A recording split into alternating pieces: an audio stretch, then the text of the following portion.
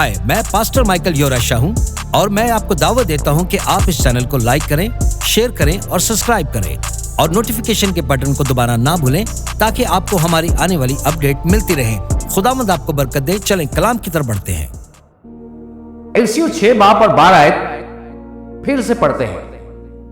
क्योंकि हमें खून और गोश्त से कुश्ती नहीं करना है, बल्कि हुकूमत वालों और इख्तियार वालों और उस दुनिया की तारीकी के हाकिमों और शरारत की उन रूहानी फौजों से जो आसमानी मकामों में हैं।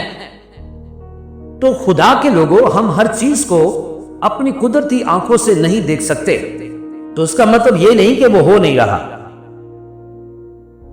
अगरचे तुम इसे ना देखो, लेकिन किताब आसर को याद करो, उसमें खुदा का नाम एक बार भी नहीं लिखा गया, मगर वो हर सफ़े के पीछे काम कर रहा है। खुदा हमेशा अपनी कौम के पसे पर्दा काम कर रहा होता है। चाहे मैं उसे ना देखूं, वो काम करना बंद नहीं करता, कभी नहीं रुकता, कभी नहीं रुकता।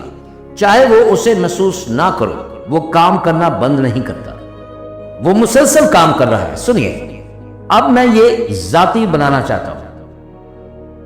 आपकी मौजूदा कश्मकश, जिस मरहले से आप गुजर रहे हैं, जो जदोजहद, जो जंग या आजमाइश आपके सामने है, इन सब के पीछे खुदा काम कर रहा है आपको निकालने के लिए। सुनिए, वो आज भी आपकी खातिर अपने फरिश्ते मुकर्रर करता है।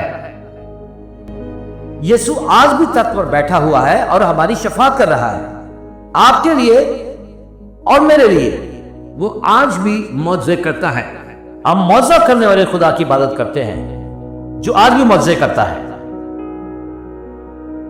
तो चलिए अब मैं जरा वापस चलता हूं 6 दिन की जंग के बारे में। मेरा अगला स्लाइड ऊपर लगा दें। 6 दिन की जंग के बारे में एक वेस्ट पॉइंट जनरल ने कहा था, यहां पर आप देख सकते हैं, अगरचे अमेरिका की मिलिट्री एकेडमी दुनिया भर में लड़ी गई जंगों का मुताला करती है, लेकिन वो 6 दिन की जंग का मुताला नहीं करती। क्यों? क्योंकि वेस्ट पॉइंट की दिलचस्पी जंगी हिकमत अमली और चालों में है, मौजज़ात में नहीं।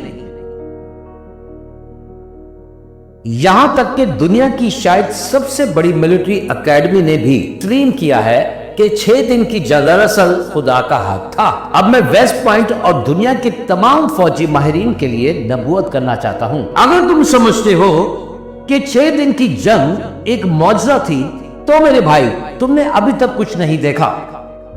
जरा इंतजार करो। जब तुम जूज मजूज की जंग देखोगे, जरा इंतजार करो। जब मुकाशवा में बयान की गई आर्मेगेडन की जंग देखोगे, इस्राइल दुश्मन अफवाज, टैंकें, जेट तैयारे और एटमी हथियारों से इस कदर गिर जाएगा कि कुदरती आंखों से देखने पर सब कुछ बेउम्मीद लगेगा। तो खुदा के लोगों, आपको यहां पर क्या कहना चाहिए? लेकिन खुदा आसमान से 100 पौंड वजनी ओले बरसाना शुरू करेगा। वो जल्जले भेजेगा, वबा नाजिल करेगा, और ये सब सिर्फ शुरुआत है। खरूज की किताब में खुदा ने फरौन को मछलियों के हवाले की। आखिरी आयत में वो जूज मजूज और उसकी साथियों को परिंदों के लिए खुराक बना देगा। अक्सर हम कुदरती हालात में खुद को घिरा हुआ पाते हैं, तादाद में कम, हालात से मगलूब, माली मुश्किलात में फंसे हुए। सुने, ये छोड़ना मत। ये सब बस एक तैयारी है ताकि खुदा खुद को जाहिर करना चाहता है। हाय, मैं पास्टर माइकल योराशा हूँ और मैं उम्मीद करता हूँ कि आज आपने इस छोटे से पैगाम से बहुत बरकत पाई है, और मैं चाहता हूँ कि मसीह का ये पैगाम पूरी दुनिया में फैलाने के लिए आप हमारी मदद करें। इस चैनल को लाइक करें, शेयर करें, सब्सक्राइब करें और नोटिफिकेशन के बटन को प्रेस करना ना भूलें। और आखिर में गुजारिश करूंगा कि ये कलाम आप अपने दोस्तों और खानदान के साथ बांटना ना भूलें। यीशु जल्द आ रहा है। आमीन।